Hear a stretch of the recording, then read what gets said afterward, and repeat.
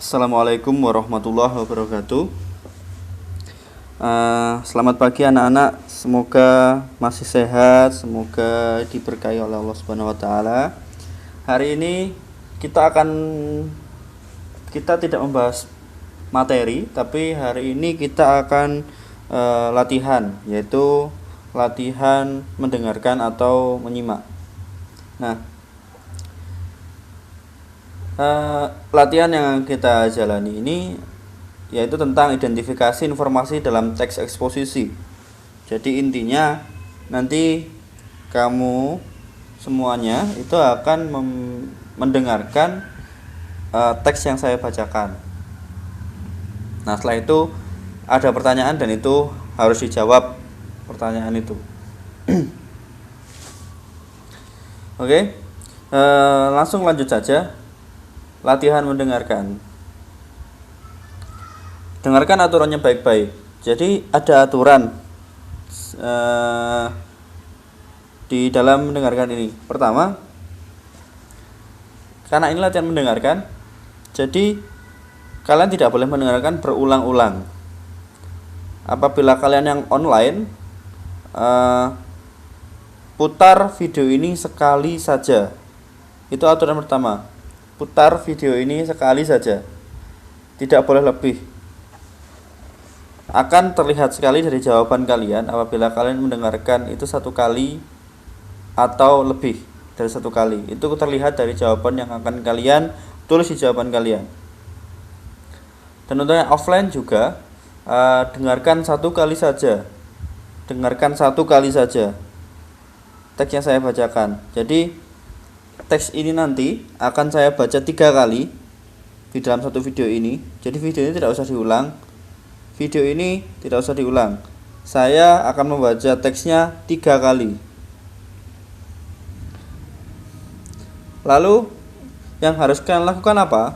Ketika latihan mendengarkan, tentu saja yang harus kalian lakukan adalah mendengarkan. Ketika mendengarkan pertama kali itu hanya mendengarkan saja. Cukup mendengarkan saja, tidak usah menulis, tidak usah, fokus untuk mendengarkan saja. Kedua, tulis bagian-bagian yang menurut kalian penting ketika kalian mendengarkan itu. Itu ketika mendengarkan yang kedua. Jadi ketika mendengarkan yang kedua, kalian menulis, mencatat apa informasi yang penting di dalam teks tersebut. Dan ketika mendengarkan yang ketiga kalinya, yang terakhir kalinya, coba untuk mengecek apa yang kalian tulis dan mungkin juga bisa menambah informasi baru yang belum kalian catat di situ. Jadi ada 3 tahap tadi ya mendengarkan itu. Nah, nanti pertanyaannya akan diberikan setelah video ini selesai. Nanti setelah itu kalian jawab pertanyaan itu. Jadi pertanyaannya ya terkait informasi yang ada di dalam teks tersebut. Seperti itu. Baiklah, langsung saja kita mulai. Dengarkan baik-baik. Dengarkan baik-baik. Saya akan membacanya. Ini yang pertama. Program sanitasi berbasis masyarakat. Bagian-bagian utama kegiatan dan program UNICEF di Indonesia mencakup penanganan kualitas air yang tidak memadai, sanitasi yang rendah, dan kebersihan yang kurang. Bidang-bidang ini menjadi tantangan penting karena memiliki dampak pada kesehatan, gizi, pencapaian pendidikan anak dan keluarga. Masyarakat memainkan peran penting dalam mengembangkan dan mengelola sanitasi total berbasis masyarakat dengan melaksanakan 5 pilar utama sanitasi. Kelima pilar utama sanitasi tersebut adalah penghentian buang air besar secara sembarangan, promosi mencuci tangan menggunakan sabun, peningkatan pengolahan air rumah tangga, pengelolaan sampah padat, pengelolaan limbah cair dan saluran pembuangan secara tepat.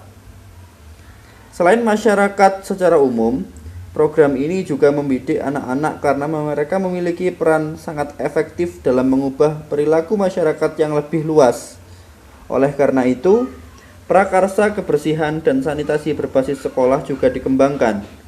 Hal ini dilakukan dengan memberikan panduan tentang peningkatan sarana prasarana sanitasi di sekolah dan promosi kebersihan yang efektif di kelas-kelas. Program tersebut membantu mempromosikan kebersihan dan arti penting sanitasi yang tepat dalam masyarakat. Selain itu, juga meningkatkan kesehatan dan kenyamanan lingkungan fisik pembelajaran sehingga mendorong anak bersemangat dan berprestasi lebih baik di sekolah. Sudah didengarkan yang pertama? Langsung yang kedua. Saya ulangi lagi, ini yang kedua kalinya. Program sanitasi berbasis masyarakat. Bagian-bagian utama kegiatan dan program UNICEF di Indonesia mencakup penanganan kualitas air yang tidak memadai, sanitasi yang rendah, dan kebersihan yang kurang. Bidang-bidang ini menjadi tantangan penting karena memiliki dampak pada kesehatan, gizi, pencapaian pendidikan anak dan keluarga. Masyarakat memainkan peran penting dalam mengembangkan dan mengelola sanitasi total berbasis masyarakat dengan melaksanakan 5 pilar utama sanitasi. Kelima pilar utama sanitasi tersebut adalah penghentian buang air besar secara sembarangan, promosi mencuci tangan menggunakan sabun, peningkatan pengolahan air rumah tangga, pengelolaan sampah padat, pengelolaan limbah cair dan saluran pembuangan secara tepat. Selain masyarakat secara umum, program ini juga membidik anak-anak karena mereka memiliki peran sangat efektif dalam mengubah perilaku masyarakat yang lebih luas. Oleh karena itu, prakarsa kebersihan dan sanitasi berbasis sekolah juga dikembangkan. Hal ini dilakukan dengan memberikan panduan tentang peningkatan sarana prasarana sanitasi di sekolah dan promosi kebersihan yang efektif di kelas-kelas. Program tersebut membantu mempromosikan kebersihan dan arti penting sanitasi yang tepat dalam masyarakat. Selain itu, juga meningkatkan kesehatan dan kenyamanan lingkungan fisik pembelajaran sehingga mendorong anak bersemangat dan berprestasi lebih baik di sekolah. Itu yang kedua. Yang kedua tadi sudah dicatat seharusnya beberapa poin-poin penting yang kira-kira akan ditanyakan. Baiklah, ini yang terakhir. Didengarkan baik-baik. Coba cek informasi yang sudah kalian catat dan mungkin juga bisa menambah informasi yang baru.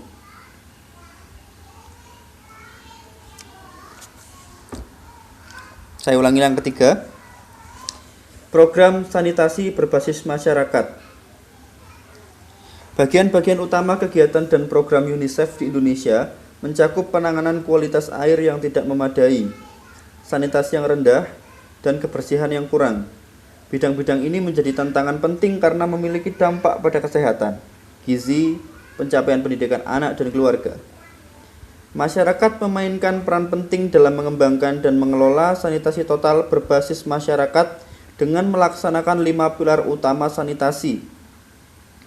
Kelima pilar utama sanitasi tersebut adalah penghentian buang air besar secara sembarangan, promosi mencuci tangan menggunakan sabun, peningkatan pengolahan air rumah tangga, pengelolaan sampah padat, pengelolaan limbah cair dan saluran pembuangan secara tepat.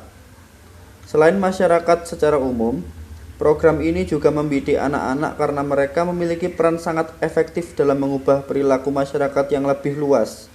Oleh karena itu, prakarsa kebersihan dan sanitasi berbasis sekolah juga dikembangkan.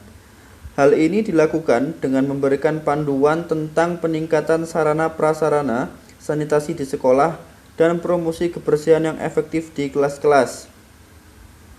Program tersebut membantu mempromosikan kebersihan dan arti penting sanitasi yang tepat dalam masyarakat.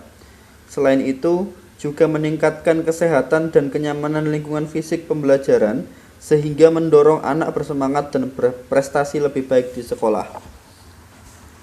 Cukup 3 kali saya membaca ini dan selanjutnya silahkan catat soal yang ada di depan. lalu kalian jawab. Tidak ada pengulangan dalam video, karena ketika kalian mengulang itu lebih dari 3 kali, itu pasti akan kelihatan dari jawaban yang akan kalian tulis di situ. Ini pertanyaannya, silahkan dicatat. Kalau sudah, saya akhiri. Cukup sekian latihan kita pada hari ini.